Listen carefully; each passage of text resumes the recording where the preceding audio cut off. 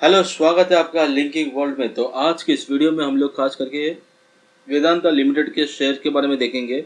इसकी जो नया न्यूज़ सामने आ रही है उसको हम लोग समझने की कोशिश करेंगे और कंपनीज में निवेश करना सही है नहीं है, पूरा एजुकेशन पर्पस रहेगा, ये आप समझ के लीजिए।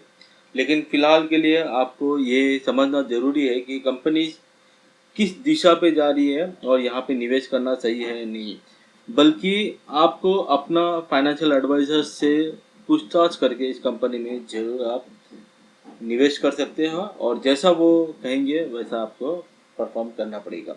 बात करते हैं फिलहाल आज की तारीख में, आज का इसका रिटर्न हम लोग देख लेंगे।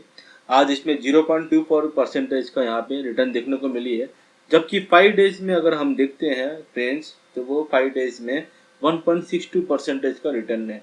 1 मंथ में अगर हम देखेंगे कंपनी के रिटर्न तो 7% का रिटर्न, यानी कि एक महीने के अंदर साल भर में जितना एफडी का बनता है वो एक महीने में इस कंपनी में बना दिया। जबकि आप 6 मंथ में अगर आप देखोगे तो 6 महीने में यहाँ पे लॉस है 0.29% का।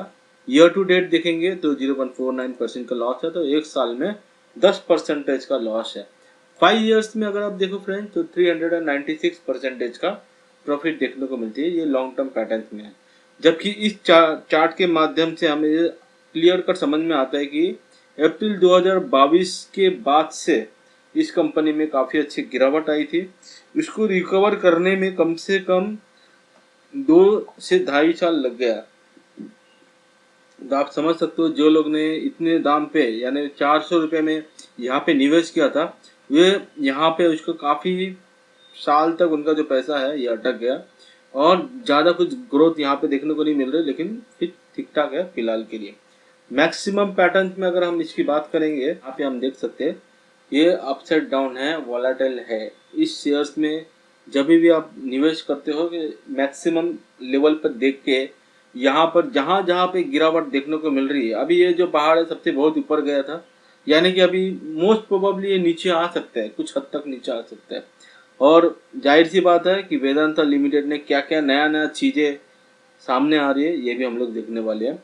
वेदांता लिमिटेड ने ये डिसाइड किया है कि इस कंपनीज का जो मेन बिजनेस है वो 5 सेक्टर्स में टुकड़ा होने वाला है, यानी कि जो भी वेदांता लिमिटेड है वो अब बहुत सारे चीज़ों में एक्सपेंशन होने वाला है। एक्सपेंशन प्लान ये है, मेटल्स एंड माइनिंग सेक्टर अलग हो जाएगी जहाँ पे Hindustan Zinc to increase its product capacities में जाएगी। ऑयल एंड गैस जो है, पावर सेक्टर है, ये सब डिमर्जर होने वाला है। डिमर्जर में यहाँ पे लिखा है Vedanta is restructuring into 4 separate entities, Vedanta Aluminium, Oil and Gas, Power and Iron and Steel.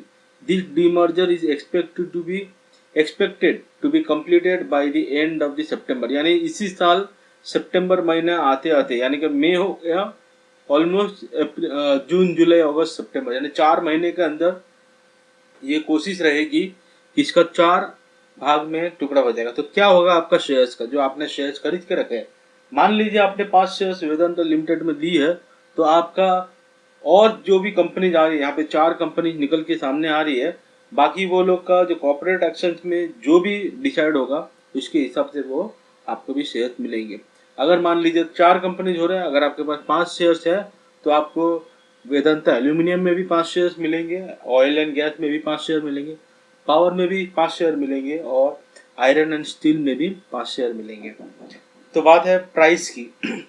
Price भी टुकड़ा हो जाएगा। जो भी प्राइस अभी 400 का चल रहा है, जैसा जैसा रेशियो में कंपनीज का जो हिस्सा बटेगी उसके हिसाब से प्राइस भी डिसाइड होगा और वो प्राइस भी अलग अलग हो जाएगा।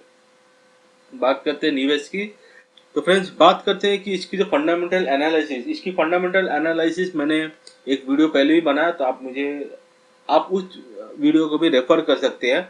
आज की इस वीडियो में हम लोग खास करके देखेंगे मार्च 25 में ये कंपनी ने कैसे परफॉर्म किया है।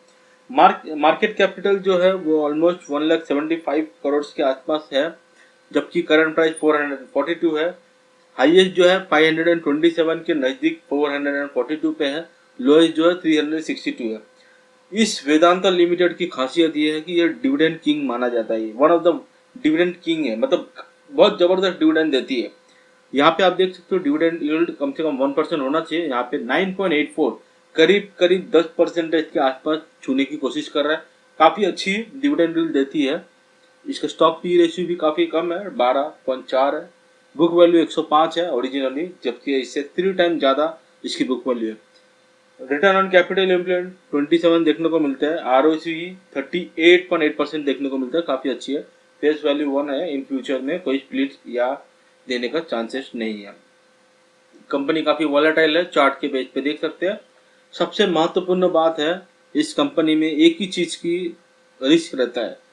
पहली बात तो हम देखते हैं कि ये डिविडेंड किंग है, यहाँ पे इसमें क्लियर कर लिखा है 243% से बता रही है। जबकि इसकी कॉन्स जो है, बहुत खतरनाक चीज़ है ये आपको हमेशा कोई भी कंपनीज में अगर ऐसा चीज़ देखने को मिलता है तो हमेशा याद रखना है कि आपको संभल के रहना है, बहुत संभल के रहना है। कौन से promoters have pledged 100% of their holdings, 50% भी नहीं है, पूरा का पूरा 100% प्लेज पे। प्लेज का मतलब ये है कि भाई जो भी इसके पास शेयर्स है प्रमोटर्स के पास, प्रमोटर वो शेयर्स गिरवी में रखा हुआ है।